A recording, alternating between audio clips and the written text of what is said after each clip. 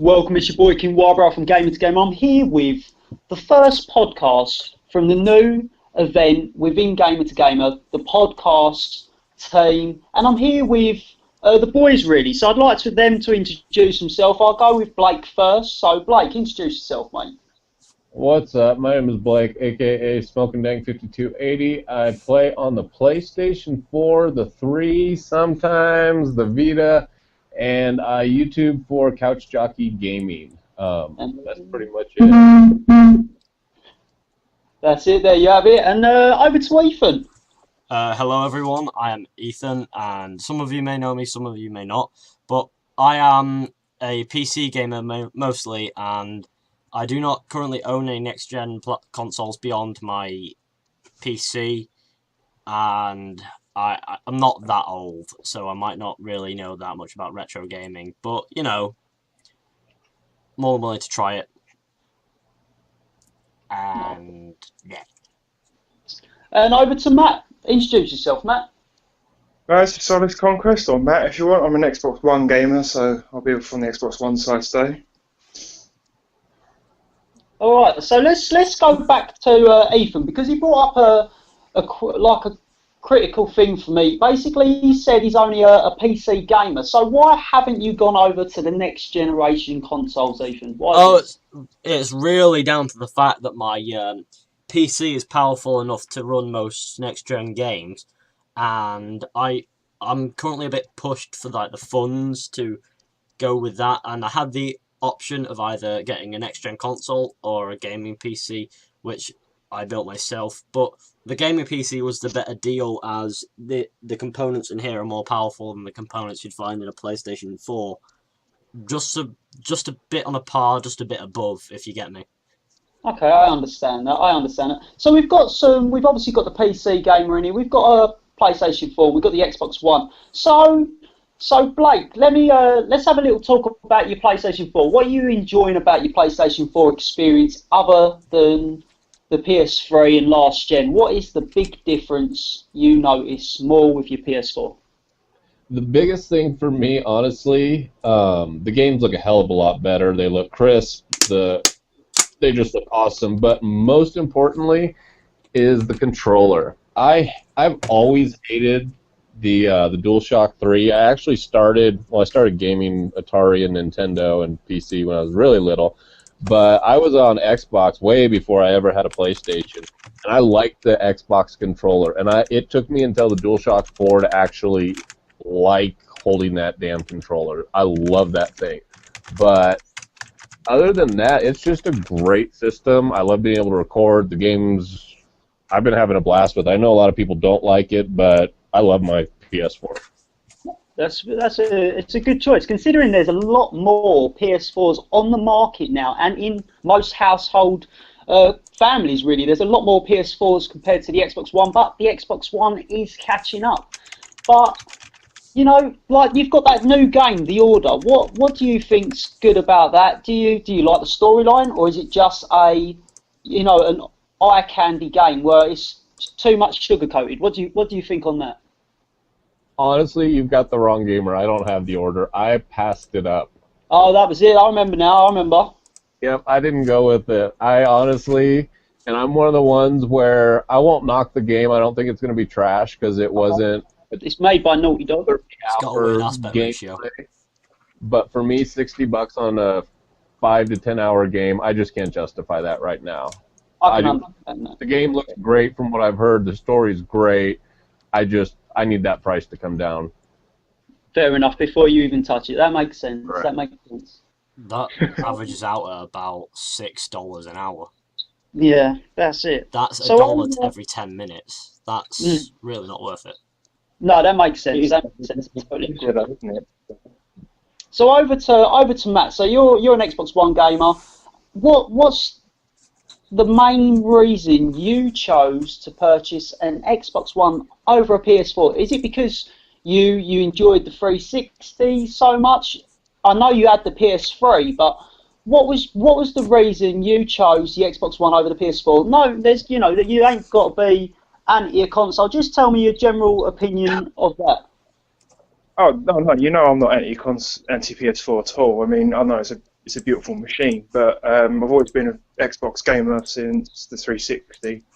And before that, I did have a PS2. So it's not that I'm anti-Sony or anything, because I did love the PS2.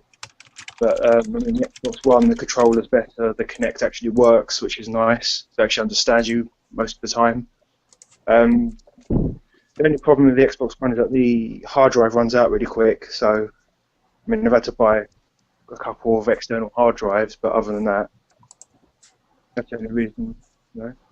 Really, the sort of downfall. So let's go back to Blake. What your PlayStation 4? What's the gigabyte on that compared to the Xbox One? Is it the same 500 gigabyte? Well, the 500 gigabyte, or what we got? Stock right out of the box, yes, it's 500 gigs. Mine actually, I swapped out and put a 2 terabyte Samsung 10-point drive in it though. So I've got. Because you're allowed to do that with the PS4. Yeah, I've got about 700 gigs of games on this as of right now. Maybe a little more. I'd have to double check. Okay. That's fair enough. That's the only downfall with the Xbox One. Like Matt was saying, he's gone out and purchased a couple of terabyte hard drives. Like I got recommended one by Matt, a Seagate one, and I find that amazing. I bought a 3 terabyte hard drive, and I've only used 16% of that, so I'm doing quite well with that. So let's go back to Ethan. So you probably don't have that problem really. So what does your PC? What's your space? What's your space on your hard drive? I've got an external hard drive, which is a Seagate expansion drive of 2 terabyte, and the internal hard drive is a terabyte. So overall, I have about 3 terabytes of memory space, which is free for just installing games, not the processor. Oh no, I've got the 8 gigabyte and all that. Yeah, it's just all that's just free. Oh, Give nice. or take a couple hundred maybe, but that's about it. Oh, that's pretty good. So, being a PC gamer, what is the main game you're playing at the moment, and the main game you're looking forward to purchasing on your PC this year? Oh, PC games that I could purchase. Well, I can't really say any names for the which ones I'm looking forward to, as these games will be releasing on other platforms as well. But Metal Gear Solid 5 is going to be quite cool. And this month, Assassin's Creed Rogue is coming out on PC in about 3 days. And if you don't know me, I'm a massive Assassin's Creed fan. Also, the game I play the most on PC at the moment is optimization, good or bad, Assassin's Creed Unity. Ah. Yeah, we've seen a few of your videos. You were quite happy with. Well, I don't know. It was mixed things. You were saying that they took an app away from the Assassin's Creed Unity. Is that right? What made the game faster? It makes it run better now. Well, is that correct? No, what they did is they removed the unnecessary application. The only thing that I was annoyed about was that the application ran better than the game did. Ah. So the app you can install still, but it's not as significant towards your in-game character or anything. It just has an odd mission. That's fair enough. But overall, I'm quite happy with that update. Yeah. No, One before it ruined the game. So has anyone got any topics they want to talk about? Obviously, there's GDC. If anyone noticed anything from that, you're more than welcome to have a little. Anyone want to have a little topic, have a little browse of something, and we'll all have a little chat about that. Well, what game are you looking forward to? Oh, my personal opinion, I'm looking forward to Halo 5. I'm a big fan. That's one reason I'm an Xbox owner, purely because of Halo. I want to carry on the campaign. I want to know if they ever find Cortana. I want to know if she survives her rampancy from Halo 4. Stuff like that. As Ethan says, Metal Gear Solid, really looking forward to that. I enjoyed Ground Zero. It's one of them games where, you paid sort of $25 for in US money or something, or 16 quid in the UK. And, you've got a 15-minute demo, basically. But don't put me wrong, it was a great teaser for the upcoming Phantom Pain. So that is definitely a must-buy for me. And they've just announced Mass Effect 4 is obviously round the corner now. Obviously, I think, Ethan, you said that, didn't you, Mass Effect 4? That BioWare has teased that Mass Effect 4 is going... Yeah, that's what they said they're working on it. So Very they have good. effectively announced it, just not in the spotlight quite. They've done it over the internet. They said that they're working on a Mass Effect world that's bigger and better than it's ever been. So Yeah, Mass Effect 4 confirmed. Oh, well, thank you. No shot of it, unfortunately. Oh, and thank you, Blake, for asking me that question. Thank you. Not a problem. Well, So, GDC, what did people sort of notice from that? Like, obviously, you've got a lot of stuff happening there. You know, you've got some new stuff from there. Mainly, I think, because it's a sort of a gadget show, they've got a lot of that sort of VRs going. You know, you've got the VR for Project Morpheus for the PlayStation 4, which uses the iToy. Is that correct? I'm not sure exactly how it's working, but yeah, I'm kind of interested in the Project Morpheus. I'm not. VR is cool. Like, that would be a trip just to play it, in my opinion. But it kind of takes me out of kind of that social game and away from my family. Like, if I put on those goggles and I tried to play and my wife needed something and I'm in my VR land, I'm likely to get smacked upside the head. I mean, these things causing a big fight. Also, I game a lot with my friends over, and passing a headset around is a lot different than passing a controller around. And yeah, makes sense. Plus, I don't want to puke on my carpet. Yeah.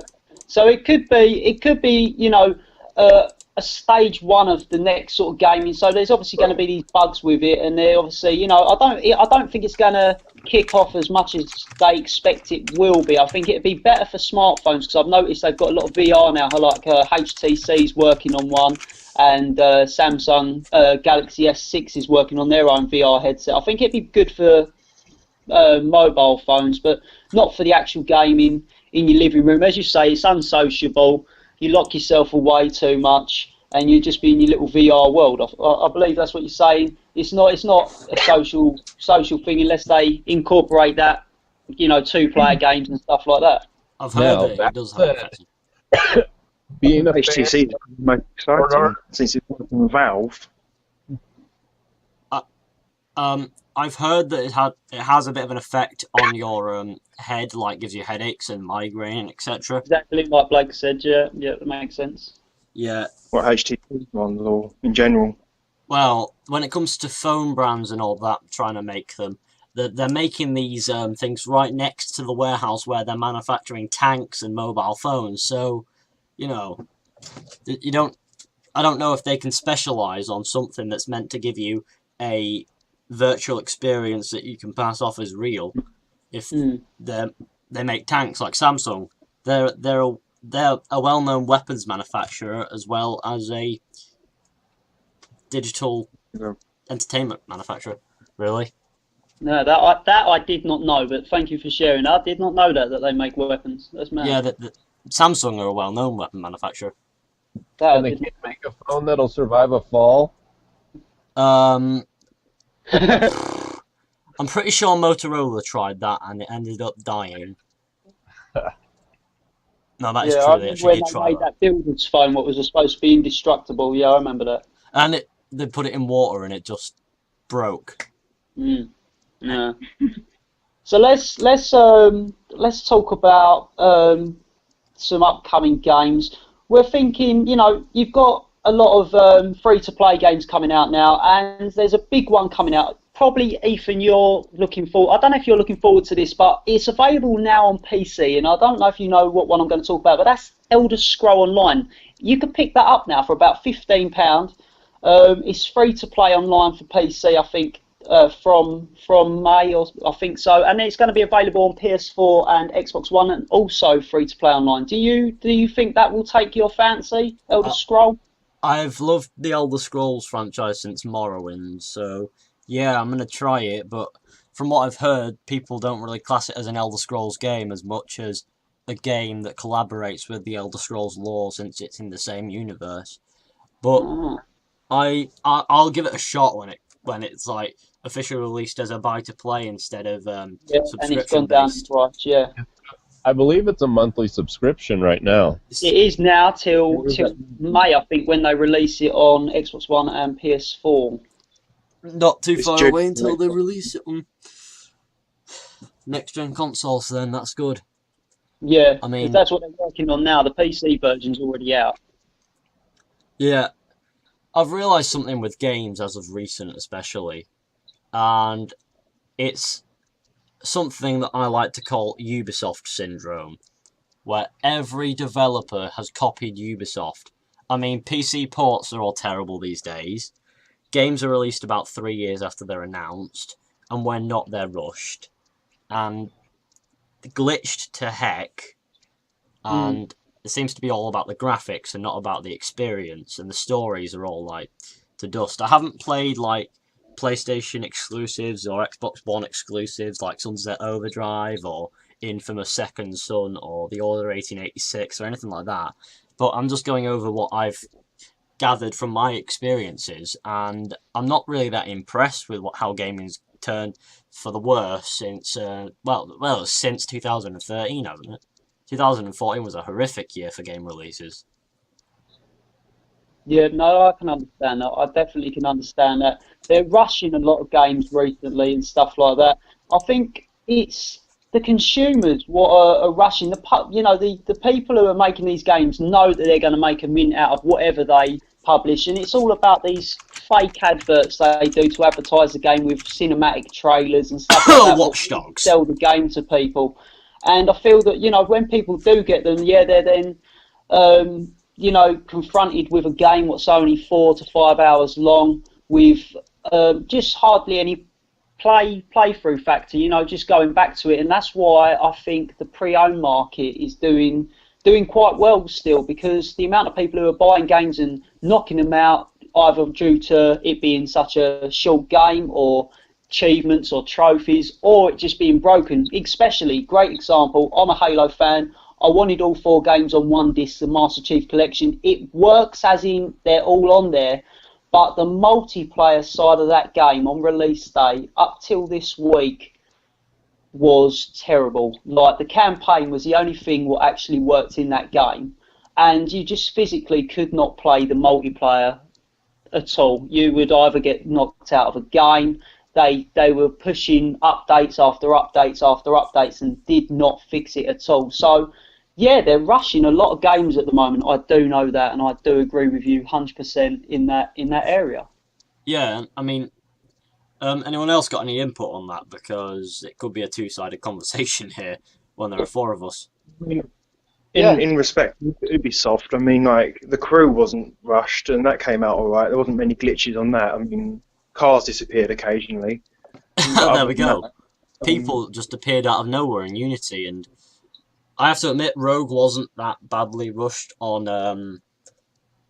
360 where I played it, but I'm gonna say, like, right up, that they didn't advertise that as much as they should. They released about 4 trailers, which... But that's because they wanted you to forget that 360 was in existence. They wanted you to buy Unity. Then why were they wasting their money on creating a project that just came out on... Because they're still funding Xbox 360. Same sort of time as 4 had, so it was in development at the same time as 4. So that's why it got released still, because it was, I think it's supposed to be DLC, like Brotherhood was to 2. So... DLC. So... I'm taking a theory that Rogue was meant to be the release for 2014, but since the next-gen consoles were announced back in 2013 when they were developing it in the early stages, then they thought, oh damn, we must get in there, that's money, that's big market, they must get into there and get all the money, just go in there. And it turns out it didn't pay off that well. I mean, they're rich now, so, I guess it did, but not quite. That's what a lot of people on consoles are angry about, really, because Rogue was the better game out of the 2, and that kind of really upset people because they were expecting this big, vibrant city, and all they got was glitch after glitch after glitch, especially on PS4. I'm not sure if Blake would agree with me there, but PS4 had the most terrible experience over Xbox One. At least Xbox One version kind of worked. From what I've been told, yes. I was done with was worse after 3. And when I got Black Flag, I had fun playing Black Flag, but I haven't returned back to it after finishing the campaign.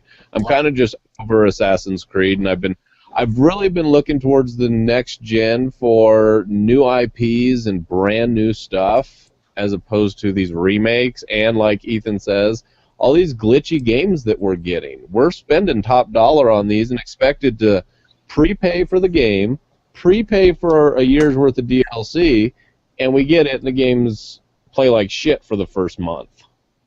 I agree with Ethan, it's bullshit. That is correct. Prime example. But then while we've got Blake here talking about that, you've got a good example, Blake. I watched your video earlier, and you are playing a free-to-play game at the moment, and you seem to love it. You like this game. Tell them what game you're playing, mate. Tell them what game you're playing. I started out a year ago playing this when it first dropped on the PS4, and I just came back to it, but I've been playing Warframe, a ton of Warframe. Free to play. You can spend, I've got a buddy that's spent well over 200 in this game, and he's got a lot of cool shit, but other than just getting it early, none of it's stuff that I can't grind out. I've spent probably $45 in-game for this, but it is a blast. Sounds it. Now, I've had the chance to play this game, and it's very good. The sad thing about it, it actually released maybe 2 weeks or a month just before Destiny, so I only had a little chance to play it, and then next thing you know, Destiny's out, and that took over my social life, and I ended up actually deleting Warframe. And Warframe, to me, you're actually right, Blake. I'll probably go and re-download that tomorrow, and I'll probably give that a go again, really. And that game, yeah, it looks beautiful. There's, as you say, there's been a lot of updates. They're updating it on a regular basis, and it does play really well. It does. It's one of the best games out right now, and I'm amazed that it's free.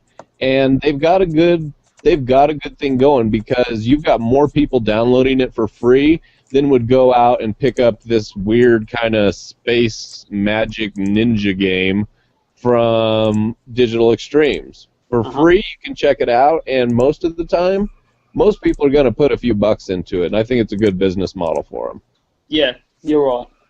And then there's some other free games at the moment. Like, this is also, I'm not sure if it's ever going to come out on PlayStation. I'm not even sure if they've even got a taste of it yet. But I know that I'm enjoying, on the 360, at the moment, I still play it to this day, World of Tanks. I know you can play it on PC, it's on the 360, and I know it's brilliant. Coming to the Xbox One this year, maybe in the next month or so, next 2 months, and that game is free to play. You can buy the in-game purchases, but that game's a good game. Have you ever thought you'd like to see that on the PS4? Honestly, not really, and I only say that because we've got War Thunder free to play, which is a World War II kind of historic play. History is my zone, really. It actually has a tanks option, and I tried the tanks. I don't play the tanks, but I do actually like doing the planes. And from what I understand, the two games are very similar. So I've been just kind of happy with we've got our version, they've got theirs. We're good to go. Oh, that makes sense. No, that's fair enough. That is fair enough. So, are you looking forward to The Last of Us 2 if they ever, confirm a date for that, or at least a trailer? Did you ever play The Last of Us at all? I played The Last of Us remastered on the PS4, and it was a really good game. I really enjoyed it. I can see why people gave it Game of the Year. I didn't have the life-altering moments that I think a lot of people had with that game. It was really, really good, and if The Last of Us 2 came out, I wouldn't pre-order it, but it'd definitely be on a list of mine to buy. The biggest one I'm looking forward to right now actually is The Witcher 3 coming out in May. That is one that is on my pretty much must-have list. So that's my favorite. I'm going to resort to honesty here and saying that I don't think Naughty Dog are really the company to do sequels for every franchise they release. Because, sequels these days have been proven to be rushed. Usually the original is better. So if Naughty Dog really wanted to do a sequel for The Last of Us, then they've got a high bar to live up to. Otherwise, people are going to say they've killed the franchise, which is exactly the state that Ubisoft's in. Rockstar are the only company who don't seem to be scathed by this quite. But this is the boat that Treyarch's in as well. The Call of Duty franchise, it started off alright, but now look at it. Fish AI and futuristic Titanfall rip-offs. I've had fun with the. To be fair to Advanced Warfare, though, mate, that game was in development at the same time by the same company as Titanfall, because the company split up, didn't it? Yeah, I understand, but the fact that it was released later on made people think it was a Titanfall rip-off, so they haven't timed it perfectly. Which, I mean, it isn't their fault, but the thing is, after they've seen the release of Titanfall, they should have just maybe held it until January, and, you know, people would have forgotten about Titanfall, because that's how narrow most gamers are these days. I mean, probably nobody in Gamer2Gamer, because we're awesome, we are bae, but that like in flame-bait communities where everyone says Xbox or PlayStation or this franchise or this one, like Halo, COD, like that, and that's a whale. But you know what I mean? Yeah. No, I can understand that. So let's talk a little bit about the community. How do you feel the community in Gamer2Gamer is going at the moment now with the new side? You know, we've got Ethan at the PC front, we've got Blake at the PlayStation side. Do you think we're going in the right direction? How do you feel we can? You know, we've all got our YouTube channels and we're all benefiting each other. But how do you think, as a community, how do you feel that what direction do you think we should go in? What do you think? Over to let's have a little chat with Blake. Let's see what Blake thinks on that. If Blake's there. Let's go with the mic. He's AFK. Let's go with Ethan. All right. I think that the horizons literally expanded for the community since we've expanded the crew a little bit, and I joined the new nation. If you get me. Yeah, no, we can understand. I think I was the last person to join, wasn't I? We've got the alliance. Yeah, we just need that Nintendo side. Yeah, really, I mean, will work on. There are a couple of people in mind which I have spoken to you about before, but the community is doing very well, actually. I mean, 1,600 members, give or take. That is. Yeah, I think we might have just made that actually. We made it today, 6 months. Yeah, obviously. Yeah, that's good. There, guys, 1,600 members. We are one away from that, as I've looked. Is it? We're one away. We jumped too early, guys. but don't worry about it. People are joining every day. By tomorrow, we'll have over that number, and it's going to be brilliant. I mean, yeah, no, that's a good idea. That's good. So let's have a look as well. We're in talks at the moment. I was speaking to a guy Thursday night. This is going to be the first for the community to hear now. I was talking to a developer who develops for PS4 and PS Vita. He is the CEO of Razorhead Studios. Now, hopefully, we'll get an email out to him with some questions from the group behind Gamer2Gamer, and hopefully be able to get him in on one of our future podcasts. So, you know, what do you think? Do you think that's a good move? Let us know in the comments section. But I'm going to go over to Matt right now. Matt, do you think that's a good move for Gamer2Gamer? Well, yeah, I think get some new people in and get some new developers to talk to us, and that would be a good step in the right direction and get more people to listen to our podcast at least. Obviously, it's a new feature, so the more new stuff we can do with it, the better. Yeah, I hope so too. Now, Blake, are you back? Yeah, I'm here. Okay, Blake. So, you've had a chance to. This is a prime example. You've had a chance to download one of Razorhead Studios' games. Now, obviously, I know you're going to give your personal opinion. Now, what do you think of their main title they're selling, or their free game on PS4 right now? Let's have a little talk about that. They don't have a free game on PS4 right now. Their main game, their big one that's gotten good reviews, is HoHoCom, and that one is honestly one that I can smoke a bowl and kind of just play for hours, and the music, the colors, the movements, really, really good.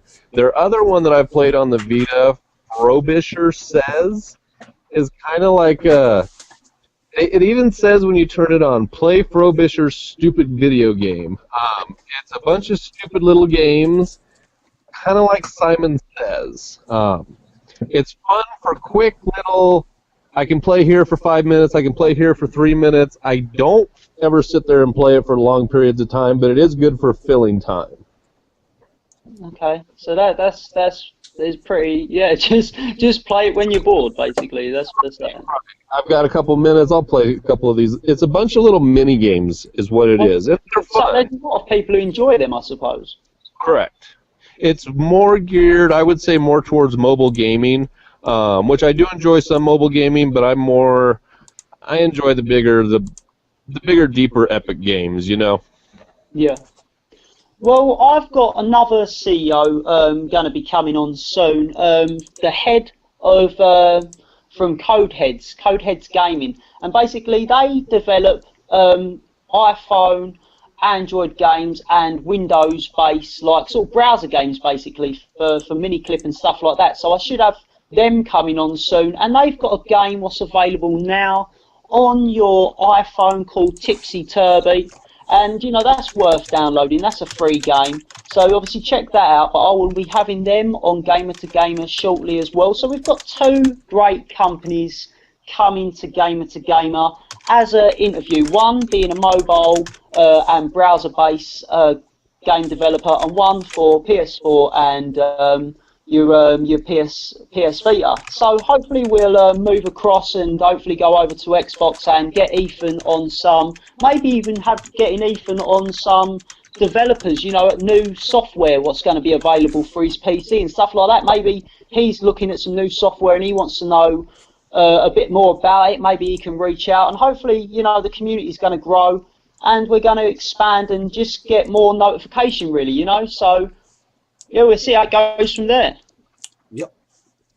So obviously, you guys, we're gonna sort of wrap up the podcast now. So I want you guys to shout out your YouTube channel. So if we go with Blake first, you want to shout out your YouTube channels for people to visit? You can check us out on Couch Jockey Gaming on YouTube. Just search Couch Jockey Gaming. And Ethan, over to you, my friend. It's effectively my name, which is Ethan Woodgate, which is quite boring, but sadly it's all I could think about. Now I'll go over to Matt. Well, mine's even more boring. Mine's just because Google Plus changed it. Don't worry, I'll leave a link. It will go back to Solace Conquest eventually, so at the moment. And I'm your host, your boy King WhyBrow. You can check me out on my YouTube channel, King WhyBrow. That's just the usual. Also, you can check us all out on Google Plus. Hit us up. You can either message us one by one or group chat us. We're always here to chat with you. And this is our first podcast from Gamer2Gamer. And we hope you all have a great week. And we'll see you next time. See ya. See ya.